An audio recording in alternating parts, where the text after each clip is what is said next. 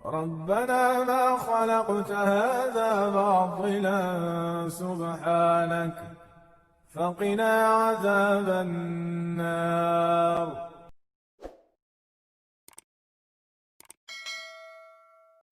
Ini saya megang kunyit.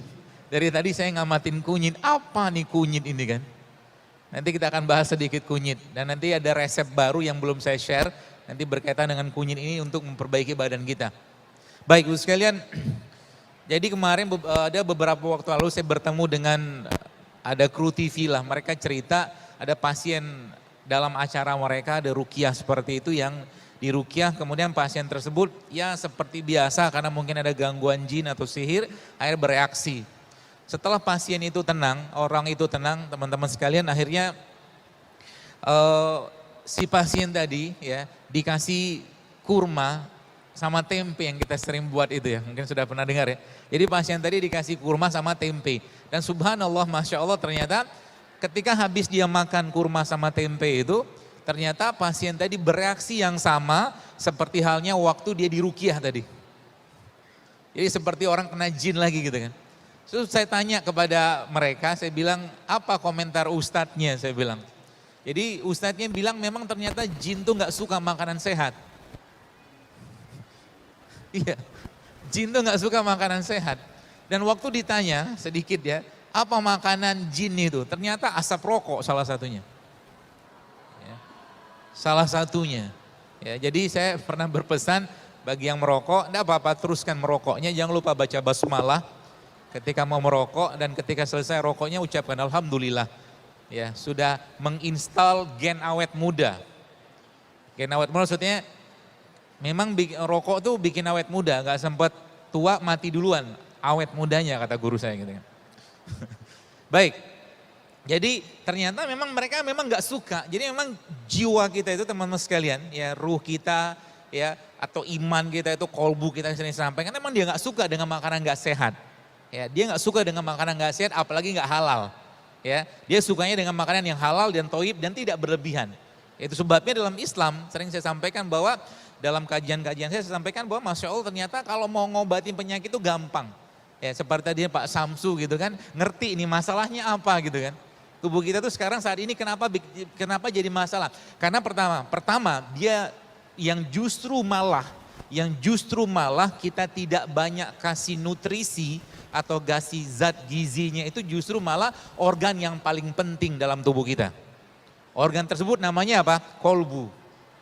Kita nggak tahu organ itu letaknya di mana, tapi Nabi pernah menyebutkan sebuah hadis, kata Nabi apa? Iza sholahat sholat jasada kulluhu wa iza fasadat fasada jasad kulluhu. Contoh begini. Kurma ini makanan sehat teman-teman sekalian. Ya, sangat sehat ya. Ya, dia mengandung besi, dia mengandung kalsium, dia mengandung berbagai macam bahan penting dalam tubuh kita. Tapi kalau seandainya kurma ini dimakan berlebihan, pasti muncul masalah. Seperti itu. Nah pertanyaannya, bagaimana kurma ini bisa menjadi makanan buat raga kita? Ya gampang, tinggal ambil kurma makan selesai, sehat kita. Tapi pertanyaannya, bagaimana kurma ini bisa menjadi makanan buat kolbunya kita? Caranya adalah Anda makan 1, 2, 3 butir kurma, lalu kurma tadi Anda kasih ke orang lain. Paham ya? Anda kasih ke orang lain, maka dia akan menjadi makanan buat kolbunya kita. Berupa apa? Berupa kasih sayang, berupa cinta, begitu. Ya, jadi waktu kita memberi sesuatu kepada orang lain dalam bentuk sedekah, sebenarnya kita bukan memberi fisik, tapi kita meluapkan perasaan atau mengalirkan atau menyalurkan perasaan kita kepada mereka. Itulah yang Nabi katakan, semakin sehat kolbunya, semakin sehat raganya. Jika kolbunya bermasalah, pasti raganya akan ikut-ikutan bermasalah.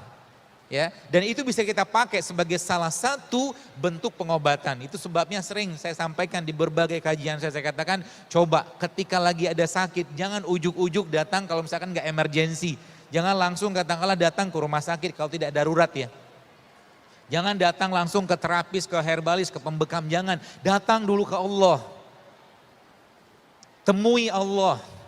Berwudu dulu, sholat 2 rakaat, minta petunjuk sama Allah. Karena bisa jadi obatnya, sakitnya seseorang itu hanya mungkin dari sedekah yang berikan pada orang lain. Disebutkan dalam sebuah riwayat kisah di Saudi Arabia, ada seorang wanita Bapak sekalian. Wanita Saudi ini dia subhanallah kena kanker. Sudah cukup parah kankernya dan dokter mengatakan gak lama lagi usianya dengan teori pengobatan yang ada. Dan dalam rumah dia itu ternyata Masya Allah ada seorang wanita yang bekerja. Wanita itu orang Indonesia. Menariknya ternyata setiap per 2 jam, wanita tadi, orang Indonesia tadi itu pergi ke toilet, ke kamar mandinya. Apa yang dikerjakan? Dia awalnya bingung, ini apa ini orang, kenapa bolak-balik kamar mandi? Ya. Dan Masya Allah tabarakallah akhirnya baru ketahuan bahwa wanita tadi punya anak bayi di Indonesia dan setiap dia ke kamar mandi itu membuang ASI-nya. ASI-nya dia buang. Ya. Bayangkan, dan ketika wanita Saudi tadi mengetahui kejadian tersebut, ini kisahnya masyhur sekali waktu itu di Saudi, dan subhanallah akhirnya apa? Dia suruh pulang karyawan tadi, dia punya khadimat tadi, pembantu tadi, dia suruh pulang, kamu pulanglah, gajimu tetap saya berikan, dan nanti kalau kamu pulang kabari saya ke sini. Kalau kamu pulang lagi ke Indonesia, dikasih kesempatan 6 bulan untuk menyusui anaknya, nanti kalau kamu pulang lagi kabarin saya akan ongkosi lagi kamu balik ke sini. Dan subhanallah beberapa lama kemudian, wanita itu pulang dan waktu wanita tadi dicek lagi sama dokternya, ternyata kankernya sudah hilang semua. Ini yang saya katakan solusi spiritual. Solusi spiritual yang banyak umat Islam tidak pakai.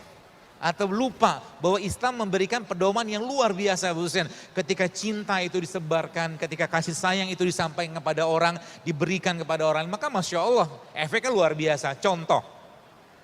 Ketika kita memberikan uang kepada orang ini contoh saja 5.000 ya atau mungkin 2.000 atau berapapun lah 10.000 yang uang-uang jumlah kecil gitu kan. Orang itu ketika menerima uang kita ya pasti dia akan mengucapkan alhamdulillah, terima kasih, Masya Allah, alhamdulillah, seperti itulah. Coba teman-teman sekalian ya kita mulai menaikkan ya derajat atau mungkin pintu atau keran perasaan kita itu kepada orang lain. Ya, dengan cara apa? Misalkan biasa ngasihnya 10.000, sekarang kasih 100.000. Biasa kasihnya misalkan 50.000, sekarang kasih 200.000. Dibuka kerannya lebih besar, sebenarnya kita membuka perasaan lebih besar. Dan perasaan seperti itulah nanti akan langsung ke langit. Karena itulah bentuk rasa cinta kita kepada Allah dengan memberikan sesuatu kepada orang dalam bentuk uang sebagai simbolnya. Atau mungkin apapun bentuk sedekahnya. Seperti itu. Ya, itu yang saya katakan solusi spiritual. Maka umat Islam kalau menggunakan solusi spiritual tadi sebenarnya banyak penyakit bisa hilang, La in syakartum la azidannakum wa la in kafartum inna azabi lasyadid.